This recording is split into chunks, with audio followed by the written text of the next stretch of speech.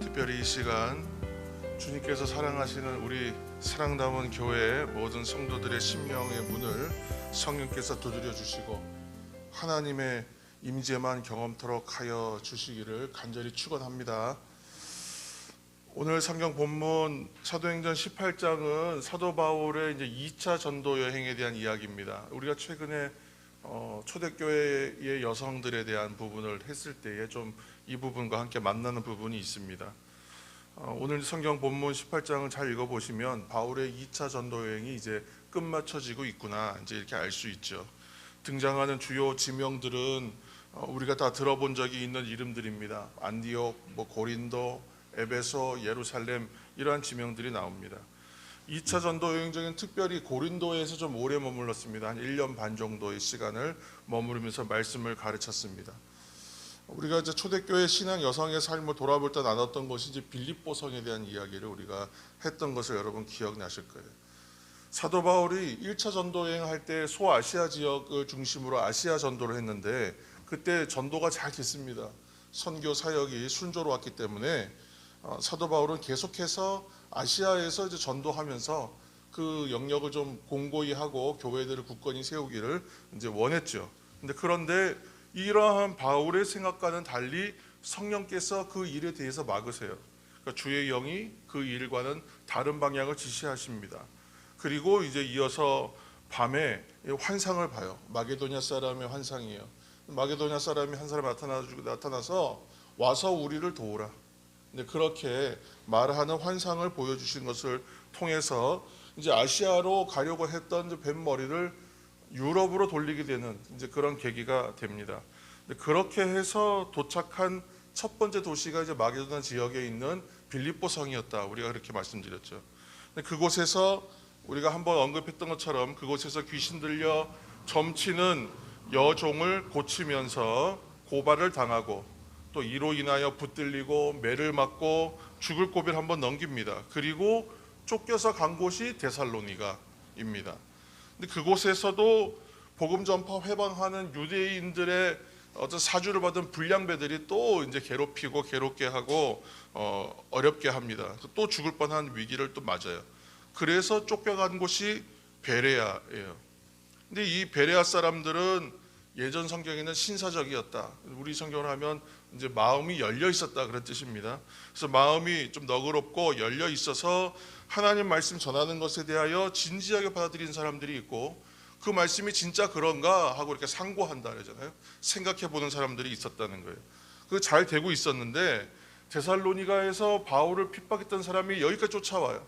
또 핍박하고 괴롭히니까 또 밀려가듯이 쫓겨가듯이 간 곳이 아덴이에요. 아덴이 이제 그리스의 아테네를 말하는 것입니다. 근데 그리스 아테네에 가보니까 뭐가 있어요? 거기는 신전하고 이것으로 가득 차 있는 말 그대로 신들의 도시요 신전의 도시입니다. 그러니까 그곳에 가니까 그런 우상이 가득한 거예요. 바울의 입장에서는.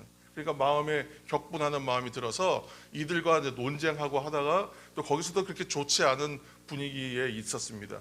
그렇게 하고 나서 이제 오늘 이제 말씀입니다. 18장 1절 말씀 우리가 함께 읽겠습니다. 18장 1절. 그 후에 바울이 아덴을 떠나 고린도에 이르러 아멘. 그리고 이제 도착한 데가 이제 고린도에. 여러분 지금 이제 간단하게 요약을 했잖아요. 2차 전도 여행을 요약을 했는데 여러분 한번 생각해 보세요. 어떤 특징이 있습니까? 이 여정의 특징. 제가 뭐 다른 얘기 안 하고 이 여정에 대한 특징 가운데에 힘들고 어려운 얘기만 했어요. 그러니까 이 여행은 힘들고 어려운 여행이었기 때문에 그렇습니다. 우리가 어딘가로 뭐 여행을 떠나거나 장기적으로 출타를 한다 그러면 많은 준비를 하잖아요. 그리고 준비할 때에 가장 중요한 건 계획을 세우는 겁니다. 일정에 대한 계획, 장소에 대한 계획, 해야 될 일들에 대한 계획, 또 그곳에서 뭐 만날 사람들에 대한 계획, 먹고 마실 것에 대한 계획. 이것이 없이 가는 물론 여행도 있겠지만 대부분의 여행들은 준비를 잘 갖춰야만 여행이 순조롭게 마련입니다. 또 준비가 잘 돼 있어야 혹시 변수가 발생하더라도 거기에 대한 대처를 할 수가 있는 겁니다. 그런데 지금 사도 바울이 하는 이 여행은 한 번도 계획대로 된 것이 없는 여행, 한 번도 원해서 간 곳이 아닌 곳으로만 계속 가는 여행, 쫓겨나고 밀려가고 핍박받고 또 죽을 위기를 넘기고서야 피해서 가게 되는 그런 여행이었어요. 이렇게 쫓겨나듯 밀려나듯 하던 여행이 어떠했겠는가? 당연히 결코 편한 여행은 아니죠. 오히려 괴로움과 고난의 연속이다. 그래서 여행이라는 말을 붙이기 참 어렵다는 생각이 듭니다. 근데 그도 그럴 것이 전도 여행이지만 전혀 예상하지 못한 일들 투성이입니다. 전혀 예상하지 못한 지역으로 내가 생각했던 준비와는 전혀 다른 방향의 일들이 일어나는 곳으로 움직여야 합니다. 그리고 예상치 못한 환난과 핍박과 사고를 계속 만납니다. 대체로 모든 지역이 다 그러했겠지만 이렇게 가다 보니까 뭐 지인이나 아니면 동역자나 돕는 사람, 지지하는 사람, 그런 사람들이 없는 곳으로 계속 가게 됩니다. 특별히 지금 이제 오늘 얘기하고 있는 고린도는 아주 큰 도시입니다. 그 당시에 이 고대의 도시인데도 불구하고 당시 인구가 기록에 보면 70만 정도 되는 도시였다고 말해요. 엄청난 겁니다. 오늘날도 70만이면 결코 작은 도시가 아닌데 그 고대에 70만이라는 사람이 모여 살았다는 것은 엄청난 일이죠. 특별히 무역이 크게 성행하는 그러한 거대한 항구 도시 고린도입니다. 그러다 보니까 이곳은 물류가 많이 모이는 곳이고 그만큼 상업이 발달하고 그만큼 많이 부유했습니다. 더불어서 항구 도시들이 그런 특징들이 많이 있었는데 향락과 부패의 상징으로도 유명한 또 고린도였습니다. 그래서 코린티안스, 그래서 고린도 사람들 또는 고린도 지역 이렇게 말하면 을의 사람들은 음란하다, 음란함의 상징처럼 여겨서 색안경 끼고 보는 곳이 바로 고린도였다는 거예요. 그런 곳에 사도 바울이 전혀 예상하지 않고 전혀 계획한 바 없이 이곳에 떠밀리듯 또 쫓겨나듯 온 곳이 바로 고린도였다는 거예요. 계속된 핍박 가운데 이곳까지 오게 된 사도 바울의 마음이 과연 어땠을까? 여러분, 이제 우리가 한번 상상을 해보는 거예요. 이러한 지경까지 쫓기듯 여기까지 왔어요. 그러니까 뭐 한두 번 그럴 수 있지만 계속된 일정이 그랬습니다. 그래서 이곳까지 와 있는 그 마음이 어땠을까? 그 마음이 어땠을까? 하나님께서 이런 말씀 주셨어요. 18장 사도행전 우리 18장 10절 말씀 한 절 읽겠습니다. 18장 10절 내가 너와 함께 있음에 어떤 사람도 너를 대적하여 해롭게 할 자가 없을 것이니 이는 이 성중에 내 백성이 많음이라 하시더라. 아멘. 여러분, 우리가 이제 말씀 읽으면 그 말씀을 통해서 역으로 추적하는 방법이 있어요. 그렇죠? 하나님께서 왜 이 말씀을 주셨을까? 우리는 그 말씀 자체에서 심리, 마음을 읽을 수 있습니다. 당시에 그러면 사도 바울의 마음이 어떠했을까요? 우리가 이 말씀을 볼 때 주님께서 이렇게 말씀하시는 거예요. 내가 너와 함께 있음에 어떤 사람도 너를 대적하여 해야 할 자가 없을 것이다. 이렇게 말씀하시는 것은 그만큼 해를 받을 만한 상황에 대한 두려움이 있다는 것이죠. 계속 쫓겨다니고 계속 핍박받고 계속 생명의 위협을 받다 보니까 두려운 마음이 있었어요. 이곳에서도 그러한 일이 또 일어나지 않겠는가 생각하지 않았겠습니까? 그때의 바울에게 밤중에 주님이 환상 가운데 이렇게 말씀해 주신 거예요. 내가 너와 함께 있다. 어떤 사람도 너를 대적하여 해롭게 할 자가 없을 것이다. 그리고 중요한 말씀해 주세요. 이 성중에 내 백성이 많다. 이 말이 참 궁금했을 것 같아요. 이게 무슨 의미일까? 이 말은 지금 하나님께서 이미 택하여 정하여 세워놓으신 사람이 많다는 뜻일까요? 그 말보다는 현재 믿는 사람이 많다는 말보다는 앞으로 복음을 듣고 돌아와야 할 사람이 많다로 우리는 아마 이해해야 될 것 같습니다.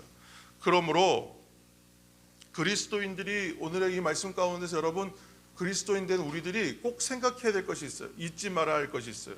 그것은 무엇이냐면 내가 지금 만나는 현실 너머에 일하고 계시는 분이 계시다.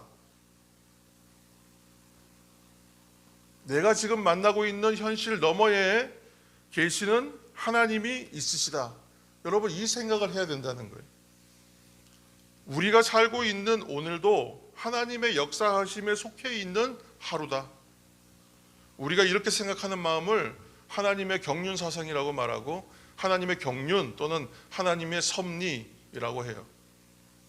다시 이제 말씀으로 돌아가서 원하지도 계획하지도 않고 오게 된 고린도에서 바울이 아주 중요하고 운명적인 사람을 만납니다.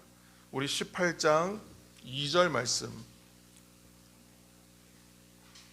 여러분 성경을 덮지 마시고 계속 읽어가면서 함께 나누겠습니다. 18장 2절 말씀, 아굴라라 하는 본도에서 난 유대인 한 사람을 만나니 글라우디오가 모든 유대인을 명하여 로마에서 떠나라 한 고로 그가 그 안에 브리스길라와 함께 이달리아로부터 새로 온지라. 바울이 그들에게 가매. 아멘. 아굴라라고 하는 사람, 아굴라는 유대인입니다. 유대인이지만 그는 이제 그를 가리켜서 뭐라고 하냐면 디아스포라 유대인, 그러니까 고향을 떠난 사람들이죠. 고향을 떠나서 여러 지역에 흩어져 살고 있던 이방인 중에 이방인으로 사는 거죠. 그러니까 유대인으로서 타 지역에서 살기 때문에 그 지역에 이방인으로 살아가고 있는 유대인들을 디아스포라 유대인이라고 했어요.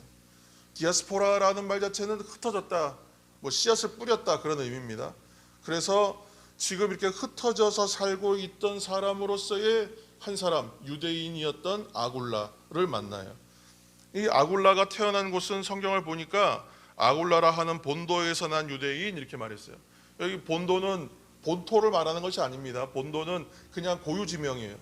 본도라고 하는 지역이 있어요. 그래서 본도는 로마의 식민지 중에 한 곳이었습니다. 그러니까 지금 본도라는 지역에서 태어난 유대인, 외국에서 태어난 거죠.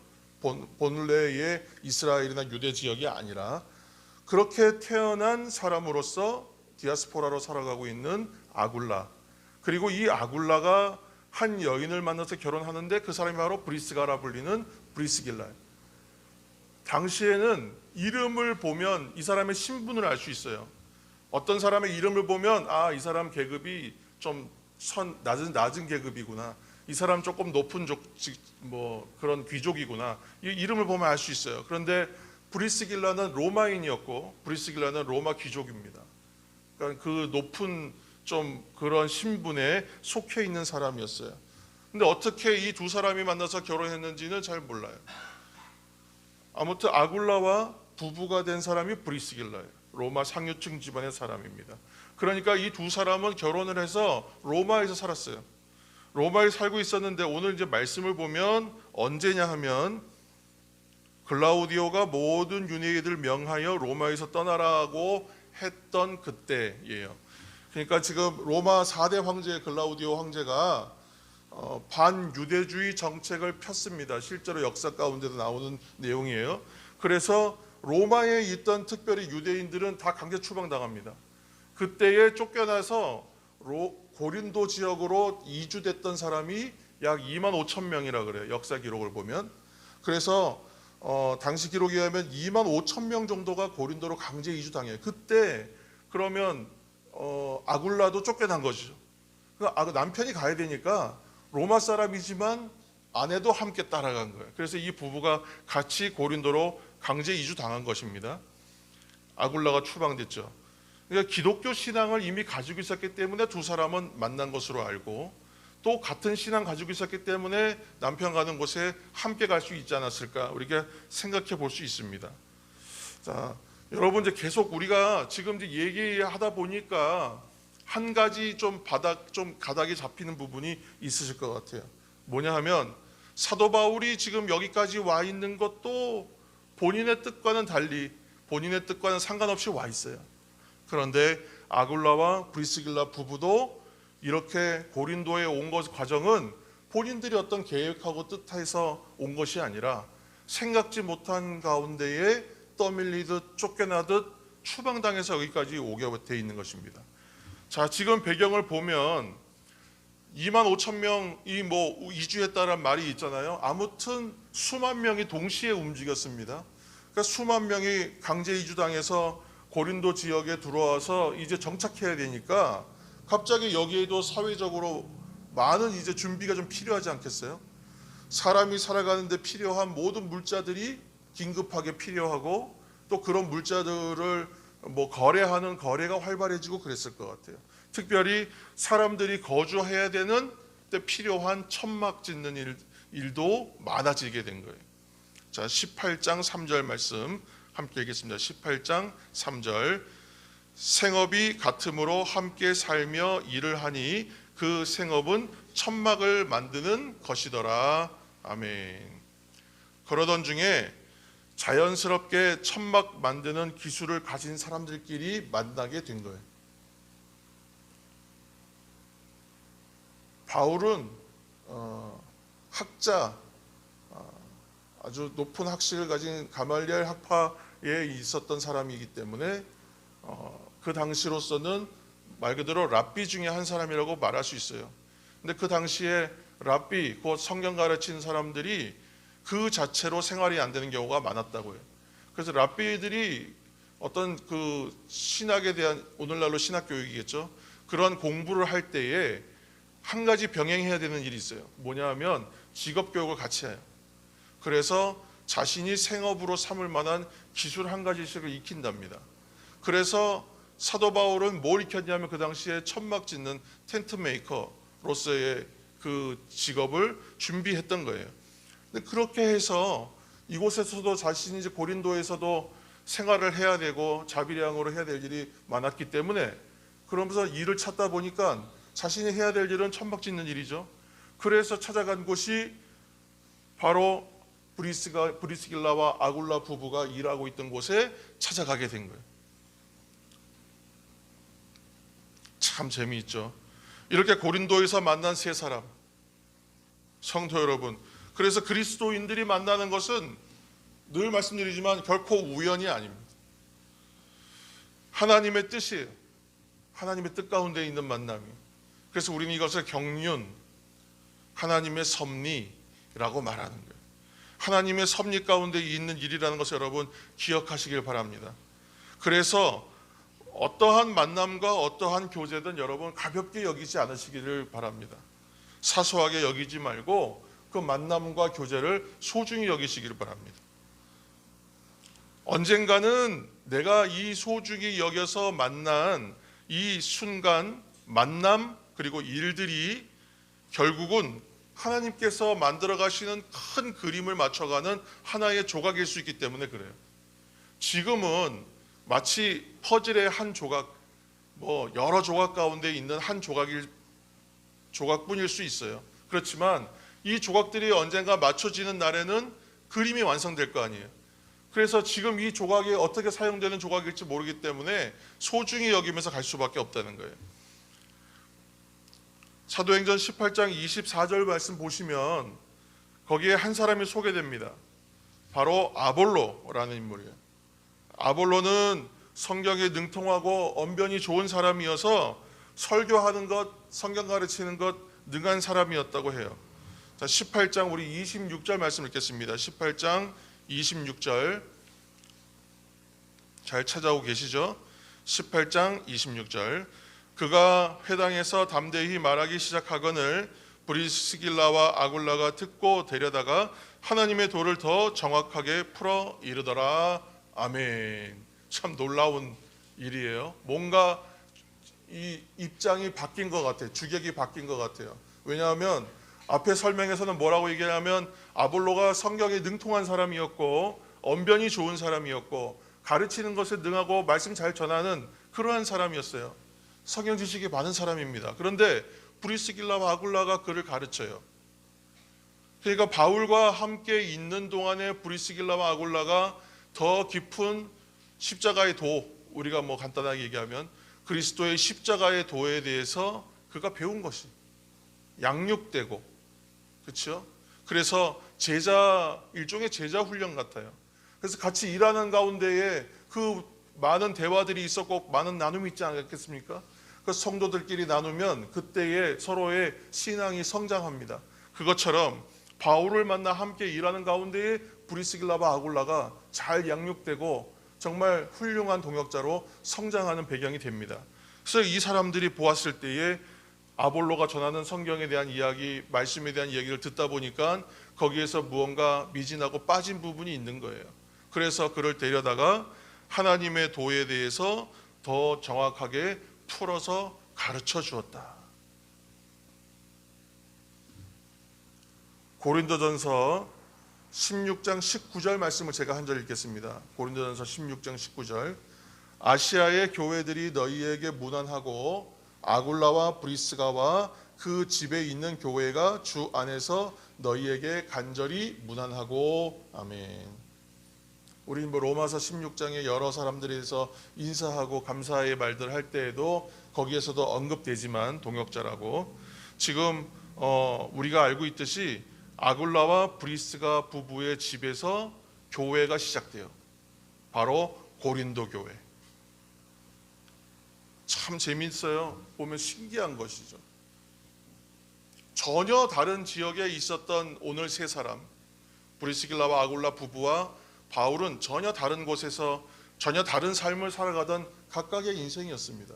그런데 이 인생들이 전혀 자신의 의도와는 달리 떠밀리듯 쫓겨나듯 핍박받으면서 밀려 온 곳이 고린도.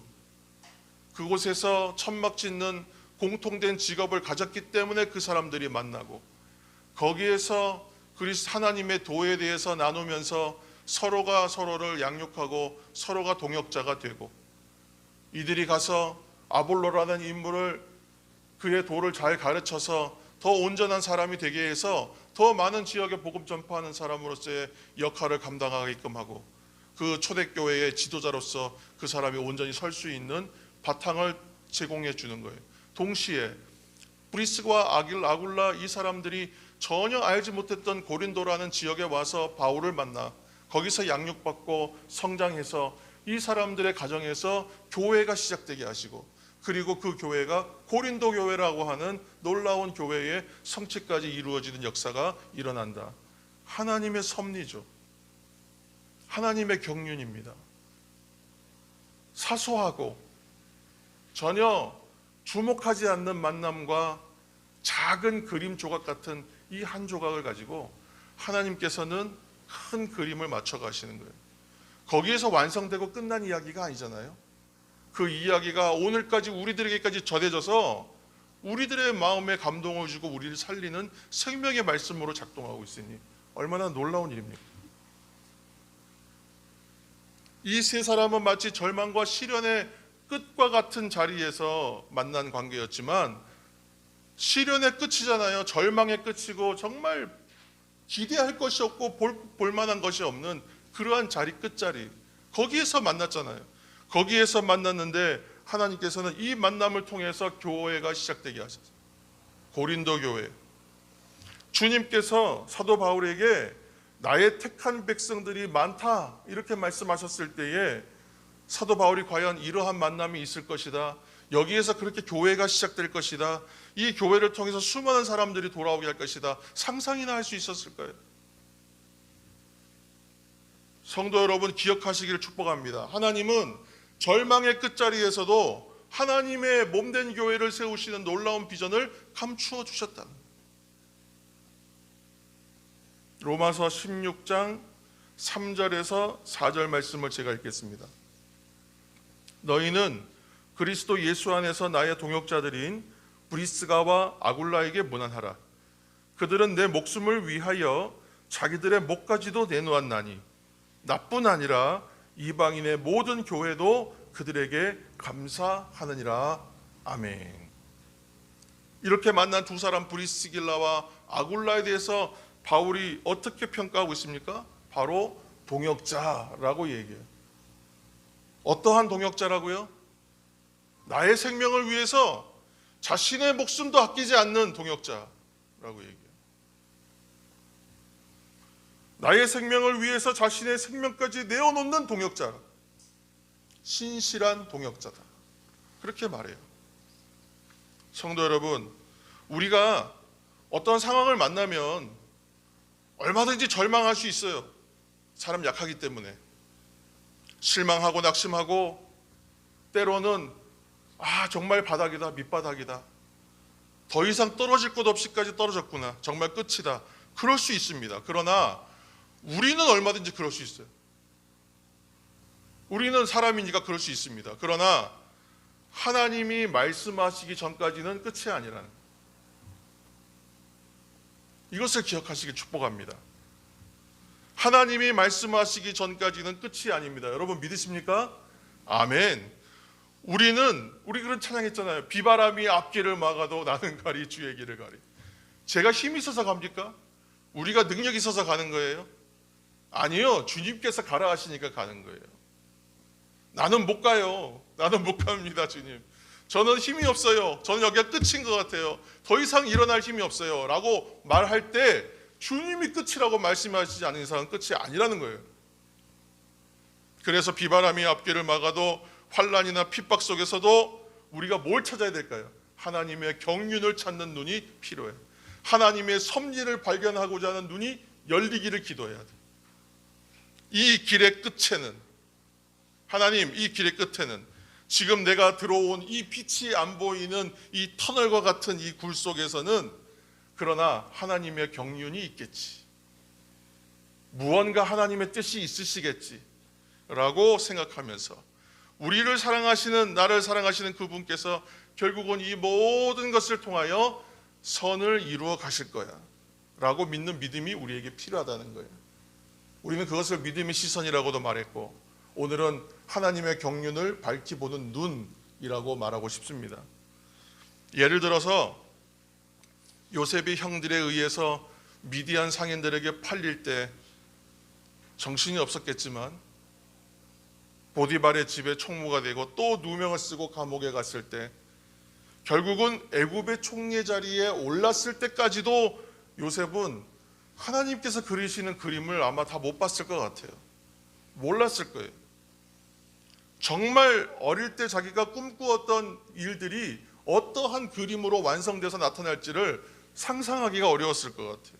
그런데 다시는 못 볼 줄 알았던 형들이 기근 때문에 양식을 사러 애굽까지 와서 자신의 앞에 엎드리는 그 장면을 만났을 때에야 하나님께서 그리신 그림이 이거였구나라고 조금은 알지 않았을까 생각하는 거예요.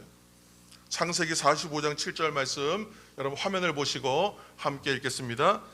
하나님이 큰 구원으로 당신들의 생명을 보존하고 당신들의 후손을 세상에 두시려고 나를 당신들보다 먼저 보내셨나니 아멘. 죽음의 길로 노예가 되도록 팔아버린 형들이에요. 근데 그 형들을 만나요. 그때서야 알지 않았을까요? 지금까지 수없이 그가 질문하고 하나님 앞에 물었던 질문이 있었을 거예요. 하나님 왜요? 하나님 왜입니까? 왜 그렇습니까? 하나님 어떻게 해야 됩니까? 라고 수없이 물었던 질문. 하나님 도대체 제가 어렸을 때 꾸었던 그 꿈은 뭡니까? 수없이 질문하고도 답을 얻지 못해 답답했던 문제의 해답을 얻는 자리가 어디라고요? 형들을 만난 그 자리에서 발견하는 거예요. 그리고 하나님이 큰 구원으로 하나님께서 생명을 보존케 하시려고 나를 먼저 보내셨다라고 해석하는 거예요. 기가 막힌 장면입니다. 성도 여러분, 우리가 어릴 때, 젊었을 때 보지 못했던 것이 이해되는 것이 있어요. 옛날에는 이해 못했었는데 조금씩 이해되는 부분도 여러분 있으실 거예요. 그런데 그러한 알미죠. 알아가는 것, 그리고 그런 것을 깨달아가는 데 있어서 여러분 우리가 그냥 세월 보냈기 때문에 깨달아지는 겁니까? 아니잖아요. 그런 암과 아는 것과 깨달음을 얻기 위해서 무엇이 필요했냐 하면 부딪히고 부서지고 꺾이고 넘어지는 시간이 있었잖아요. 그 시간들이 있었기 때문에 깨달은 거예요. 아팠던 시간이 있으니까 깨달아진 거예요. 그래서 우리는 알잖아요. 우리의 자녀는 좀 이런 일 안 겪고 그냥 했으면 좋겠다. 그런데 인생 여지없죠. 그냥 낙오하고 실패하고 낙방하는 일 없이 쭉쭉쭉 갔으면 좋겠는데 그렇지 않잖아요. 겪어야 되는 거예요. 알아야 하기 때문에, 깨달아야 하기 때문에.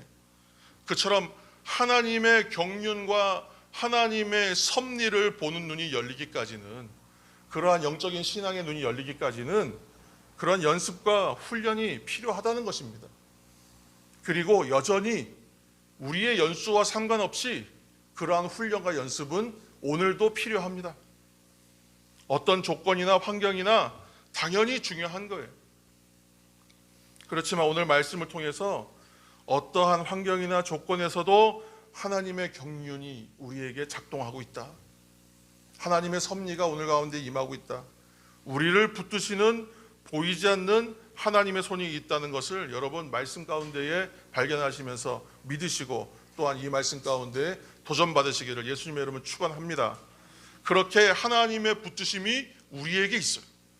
하나님의 뜻을 매일 그래서 새롭게 발견하는 은혜가 우리에게 열려야 합니다.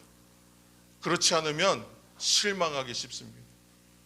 그렇지 않으면 우리의 마음 가운데에 자꾸 침체되는 마음이 들어올 수밖에 없어요. 오늘도 하나님 날 붙드시고 내일도 하나님께서 새로운 하루 열어주시면서 나를 붙들어 주시고 하나님의 거대한 그림을 그려가시는 과정 가운데 있어서 내가 지금은 그림을 다 보지 못하지만 그러나 완성되는 날에는 그 멋지고 아름다운 그림을 내가 반드시 보리라.